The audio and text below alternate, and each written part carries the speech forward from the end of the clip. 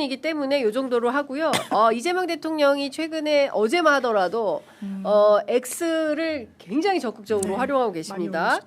뭐 이를테면은 위안부 할머님들 비난하고 인격살인하는 것에 대해서 짐승의 표현을 했어요. 짐승. 왜냐하면 이 마음이 짐승이고 이 외형만 인간이다라는 그렇습니다. 게 맞죠. 아이들 예. 있는 학교에서 소녀상에 있는 데를 찾아가가지고 말도 되지 않는 소리를 한 거예요. 네. 그래서 대통령이 왜 그러냐라는 말은 전 전혀 동의가 되지 않아요. 그럼 대통령이 뭐라고 해야 됩니까? 그러니까요. 예. 그런 것뿐만 아니라 부동산 정책에 대해서도 끊임없이 이재명 정부도 못할 거다라고 이야기를 하고 있는데 못할 것 같지? 반드시 한다. 보여주마. 보여주마. 너희들에게 보여주마. 지금 이제 이렇게 얘기를 하고 있어요. 특히 오늘도 정부 부동산 정책에 대해서 대통령이 이제 X에 글을 올렸는데 망국적 부동산 투기 옹호도 시대착오적 종북몰이도 이제 그만하시면 어떨까요? 맞습니다. 좀 그만해라. 그러니까 안 많이 되라, 묵었다 망해라 하지 아이가 말고. 거의 이런 거예요. 효과도 없고. 효과도 되죠. 없고. 예. 근데 끊임없이 이렇게 합니다. 그러면서 이제 문화일보 기사를 태그를 하셨어요. 그래서 정부가 정해준 부동산 배급 배급에 만족하라는 거냐? 이 대통령 정조준한 국힘 이렇게 해서 기사를 썼습니다. 저는 대한민국에서 의식적으로 쓰지 말아야 될 단어가 공산당, 사회주의 이런 거라고 생각해요. 완전 철저했죠. 끊임없는 갈라치기. 이 대한민국이 다른 유럽이나 미국이나 이런 나라하고 다르게 우리는 분단의 역사를 갖고 있어요. 그리고 우리가 일제에서 해방되고 1945년부터 한국전쟁 전까지 이 분단이 고착화되면서 그대로 지금 우리가 80년을 살고 있는 거거든요. 이 분단 체제를 극복하지 않는 한 영원한 항구적인 한반도의 평화도 항구적인 민주주의도 이게 불가능하다. 그래서 목적의식적으로 정치인들은 사회주의, 공산주의, 공산당, 북한 이런 표현 잘 안 써야 된다라고 생각을 합니다. 그래야 우리가 조금 더 발전된 진전된 민주주의를 할 수가 있는 거예요. 그런데 의도적으로 상대를 공격하기 위해서 이런 단어를 쓰는 사람들이 있어요.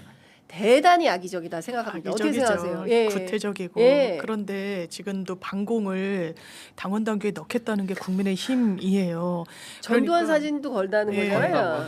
그러니까 국민과 시민과 나라와 대한민국의 미래는 저는 안중에 없다고 생각해요. 코스피 5천도 안 될 거다 못할 거다 너네 민노총에 포섭돼 가지고 못할 거 못하길 바란 거죠. 정확히 말하면 미래를 진단할 수 있는 능력과 경험치도 없었던 거죠. 그 자들한테는. 네. 그러면서 되니까 이거 딴소리를 하는 거예요. 부동산도 안 될 거다. 그러면 하겠다.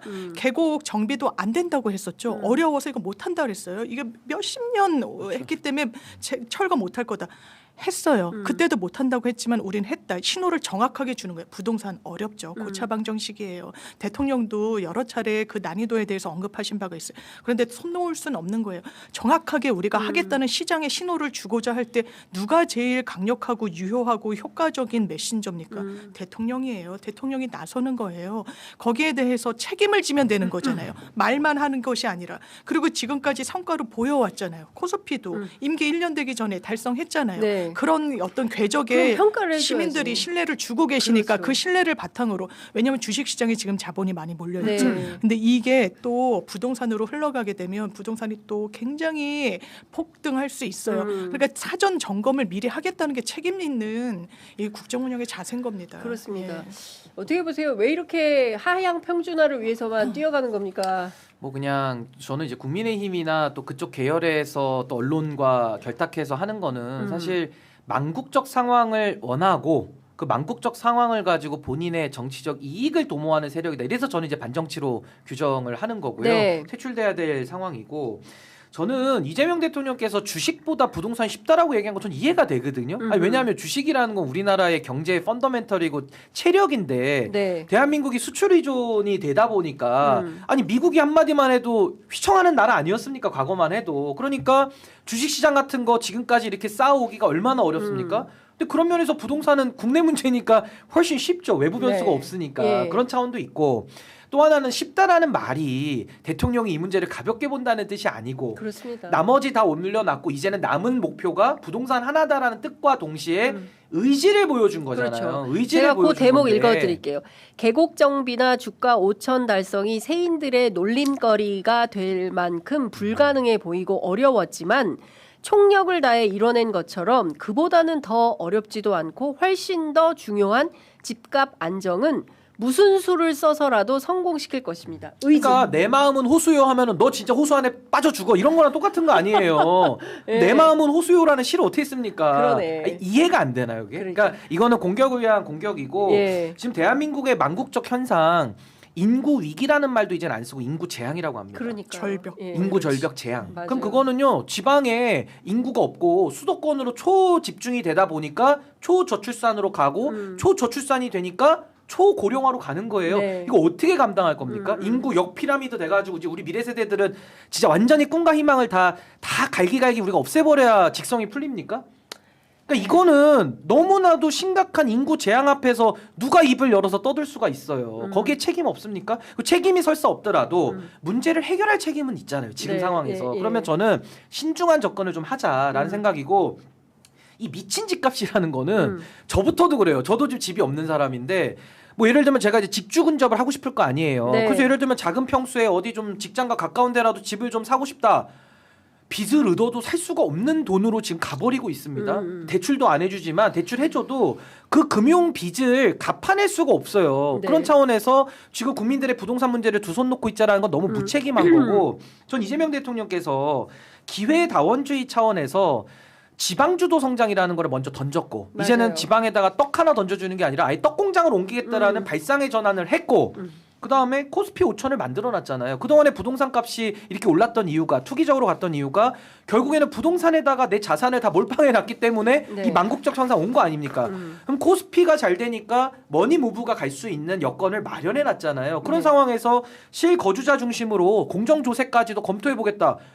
하나부터 열까지 뭐가 잘못돼 있습니까? 거기다가 저는 사실은 기존에도 공급폭탄 얘기를 좀 했으면 좋겠다 생각했는데 아니나 다를까 최근에 국토부에서 네. 할 수 있는 모든 걸 다 연결해가지고 연끌. 공급폭탄 공약까지 내놨어요. 네. 그리고 이제 조세제도까지 해서 가지고 있는 사람도 내놓게 만드는 그 공급까지 하겠다는 거거든요. 그렇죠. 뭐가 잘못됐습니까? 하나부터 열까지 맞는 말만 하셨고 이걸 이제 실행하는 것만 남았는데 그 반대하시는 분들은 이재명 정부 부동산 정책 실패해야 되고 대한민국은 더 망국적 현상으로 더 미쳐 날뛰는 집값을 만들어야 자기가 갖고 있는 집 뛴다는 거 아닙니까? 솔직하게 그러니까 저는 정말 이건 사악한 의도죠 사실은. 그렇죠. 그러니까 저는 지금 그 우리 신 변호사님 말씀하시는 거가 그 알맹이라고 생각해요. 그러니까 계속 이렇게 갈등을 부추겨서 결국 돈 버는 사람, 자기 이득을 취하는 사람 정치적으로 따로 있는 거예요. 그 끊임없이 갈등을 국민 분열을 획책하면서 속으로는 제이송만 챙기겠다. 이 옛날 친일파들이 아니, 하던. 그것도 똑같죠. 남북 분단 부추겨서 그러니까. 무기상들이 무기 예. 더 파는 거예요. 그렇죠. 사실은 예. 똑같은 구조입니다. 그러니까 이게. 그런 방식으로 그 결국 손해는 누가 봅니까? 결국 국민들만 손해 보고 국민만 불쌍하게 사는 거예요. 그러니까 더 이상 그렇게는 안 하겠다라는 게 이제 이재명 대통령의 판단이기 때문에 거학과 맞서서 대통령이 직접 지금 다이다이 맞다이 뜨고 있는 아니, 거라. 그러니까 내용에 대한 토론이 없고 그냥 대통령에 대해서만 그냥 공격을 공격을 하니 이게 대화가 됩니까? 답답한 거죠. 그러면 안 된다는 그러니까 거고, 이제 사실은 이럴수록 매체의 역할이 정말 더 소중한 거다. 저희 취재 편의점 같은 이런 작은 그 중소자영 매체들이 더잘 적극적으로 열심히 맞습니다. 노력을 해서 그래서 여기까지 온 거예요. 그러니까 사실. 여론 지형을 잘 만들어야 되겠다. 그러니까 옳고 그름 무엇이 올바른가에 대한 관점을 가지고 봐야 되지 않을까요? 저는요, 네. 제가 대학교 입학했을 때만 해도 신문 읽기에 혁명해서 네, 이른바 맞아. 조중도의 안성이란 건 깨지지 않을 거라 생각했어요. 그런데 장례철 씨 같은 사람들이 직격하는 수준으로까지 와버렸어요.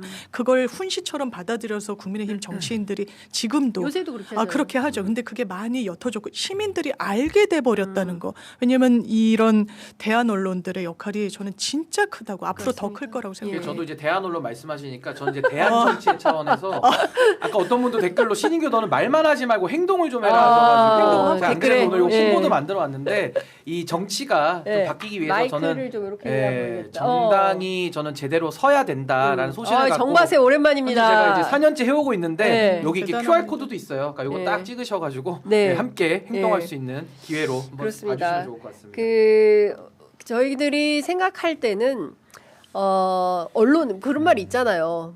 뭐더라? 흥정은 붙이고 네. 싸움은 말리라고. 지금 언론이 해야 될 것은 싸움은 말리고 맞아요. 흥정을 붙여야 될 때라고 생각합니다. 끊임없이 싸움을 부추기면 대한민국이라는 이 위중한 호가 또 엉뚱한 데로 갑니다. 이 맞습니다. 엉뚱한 데로 가는 것을 반드시 막아야 되고요. 거기에 눈과 귀가 그리고 또 행동하는 발이 돼서 움직여 주셔야 될 분들이 바로 취재 편의점 애청자 여러분들이 아닐까 싶습니다. 저희가 77만 고비를 잘 못 넘고 있어요.